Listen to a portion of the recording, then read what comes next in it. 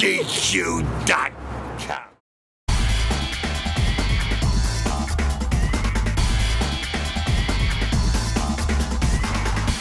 Greetings to everyone out there in the NoDQ galaxy. Welcome to a NoDQ video here on nodq.com and the YouTube channel, youtube.com/AaronRiftNoDQ. I have your questions from twitter.com/AaronRift using the hashtag NoDQTurns20. Let's go ahead and get started. First one today comes from Brandon. Hey Aaron, that The Undertaker reportedly officially retiring at WrestleMania 35. What is your thought on Undertaker retiring at WrestleMania 35? I think it should probably happen. It should have happened a long time ago, but I would not have any expectations regarding that. I think that it's merely a rumor. And let's face it, every year this rumor pops up. Undertaker's retiring at WrestleMania 30, then it's 31, then it's 32, and it goes on and on. Undertaker will retire when he wants to retire and when Vince McMahon feels it's time to retire the character. Now, knowing Vince, the dude loves money. And if there's money to make with The Undertaker, I think he will run that gimmick into the ground. At the end of the day, I think it will be down to Mark Calloway when he decides enough is enough. But if Vince and WWE keep paying him the big bucks, I think he's going to keep doing this semi-retired schedule where he comes back and does a couple of matches a year and just keep doing that maybe 5 years. Would not shock me. Maybe 10 years. Maybe he'll be 60 years old when he retires. I don't know. One would think we're getting close to the end, but people were saying that 5 years ago, so I'll believe it when I see it. I mean, obviously he's going to be retiring eventually, one way or another. Father Time will retire him, but for the most part, it's going to be his decision, and he could walk away next year, but he might go for several years more. You just don't know. This one comes from They See Me Rollins. So Ronda Rousey can hold her own against Triple H and some of the best MMA fighters in the world, but one attack from the Bella Twins is enough to knock her down? Logic. Hashtag. The problem is that WWE needs somebody credible against Ronda Rousey. And to be fair, it was both Bella Twins knocking her down, not just one of them. Really, you need some kind of heat. And I know people are saying, well, Nikki should not even be in the match. One could argue WWE should have booked Asuka better. Maybe it should have been Natalya in the spot. But the Bella Twins, they're like John Cena. They're very polarizing. People love them, people hate them, and there's not a whole lot of in between. It's just people think they're the best or they think they're terrible and they shouldn't be there. But they're great heels. They're pulling it off so far with this heel turn, and Ronda needs a strong heel to go against at the pay-per-view. So you gotta go with somebody. If the Bella Twins can get the heat, you go with the Bella Twins. That's what you do. WWE did screw up Asuka. They should have built her up more. That could have been a huge money match. But at this stage of the game, I think the most important thing right now is you need to establish a strong heel against Ronda Rousey. You need some heat.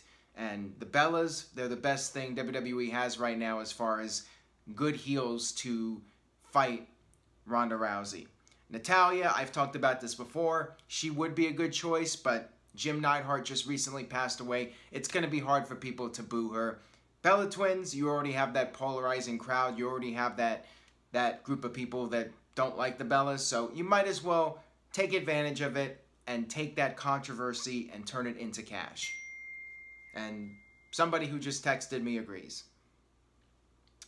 This one comes from Daza20006. I wonder who texted me, by the way. Who would you like to see The Rock versus Triple H one-on-one at WrestleMania 35, or has time passed for that match at WrestleMania? I'm over it. I could see WWE totally doing that match, though, because it's all about the nostalgia. Triple H always has to have a WrestleMania match because the young guys don't know how to do it. Triple H humbly steps into that role as the guy who is in a big marquee match at WrestleMania and his face is on the poster. He's doing it for the good of the company, darn it. But yeah, I'm over it personally. I think it would be cool for the nostalgia, but at the same time, much like Shawn Michaels wrestling again, much like Undertaker versus Triple H, yeah, they're legends. They are fantastic. They're some of the best performers ever, but I'm over it. I want to see something new.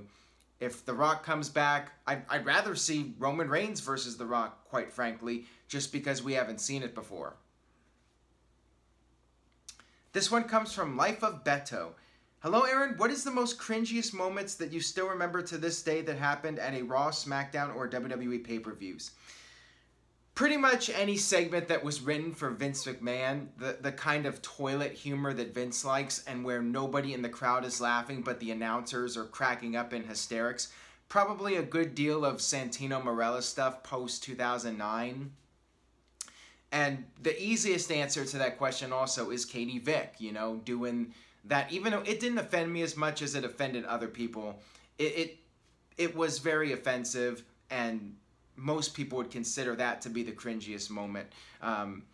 Also, all the times that Vince would make fun of Jim Ross for the Bell's palsy, something that he has no control over, something that's not building a storyline. It's one thing if you're using the Bell's palsy to advance a storyline, get some heel heat on somebody so the babyface can come to JR's aid. That makes sense. But when Vince is just going on there making fun of Jim Ross for having Bell's palsy, and Vince saying the N-word with John Cena too. I mean, that was pretty cringy. I'm not even sure how WWE got away with that, even in 2005, but they did, so there you go.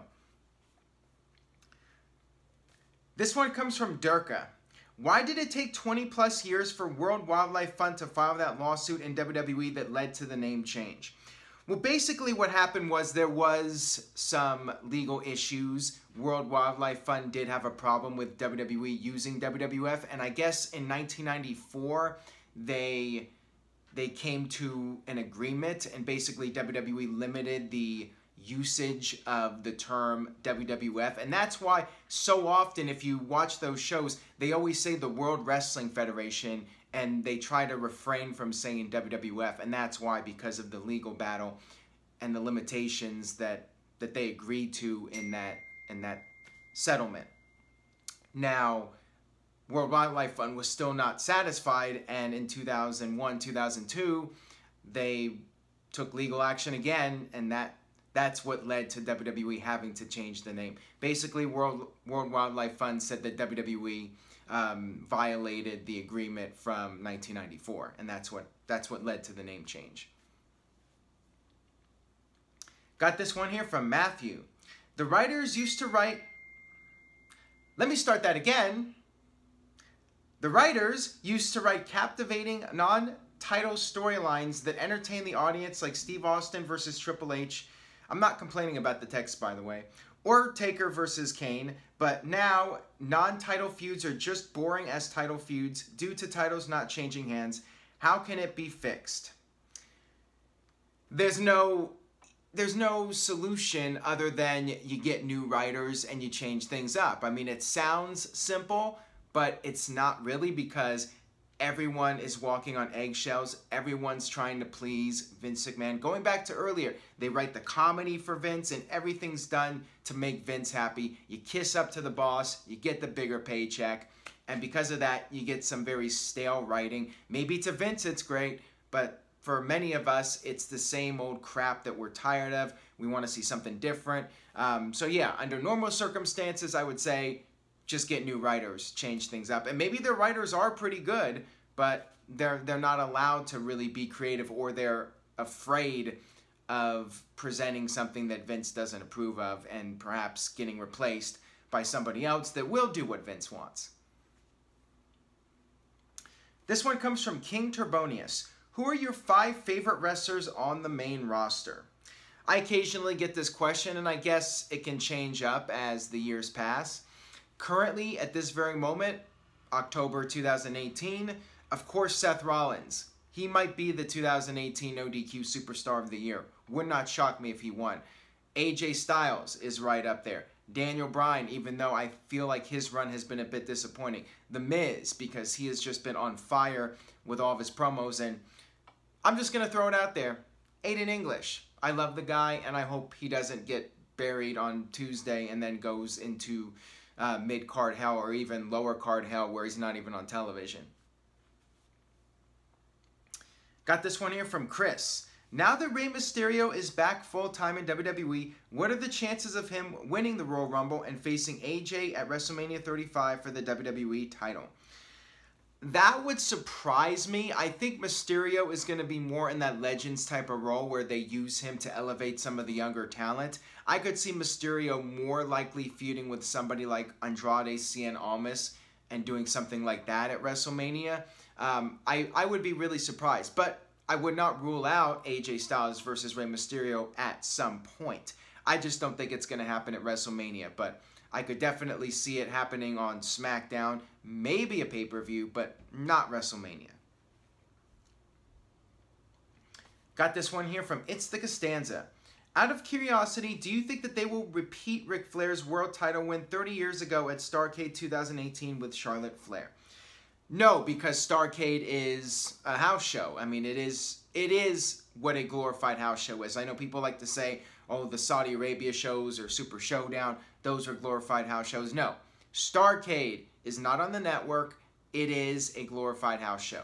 So I would be surprised. They could do it, but I think there's a better chance if Charlotte does win. And of course, there's all this controversy right now with Charlotte Flair being sued. You can read more about that on NoDQ.com. She might not win the title anytime soon with this lawsuit out. So it will be interesting. But yeah, I would be very surprised. Under normal circumstances, I would not expect to see Charlotte win the title at a house show, even if it is Starrcade. If you're going to do that, you might as well televise the damn event. This one comes from Jake Lake Carpenter. Hey Aaron, what would be your dream match for Evolution if you could choose any talent from the past?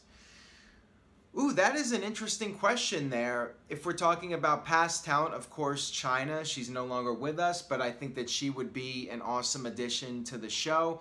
Just having her in there. I'd love to see Chyna at her peak against Ronda Rousey. You want to talk about, going back to earlier, you want to talk about somebody who would have credibility against Ronda. Chyna was that person. Chyna would get in there and could beat the men. She was in the Royal Rumble. She won the IC title.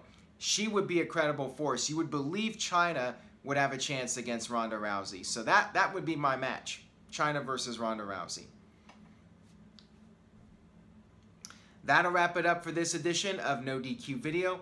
Thank you all very much for watching and supporting NoDQ. I appreciate your viewership and continued support of the site. Head over to NoDQ.com for the very latest, and I will see you guys next time.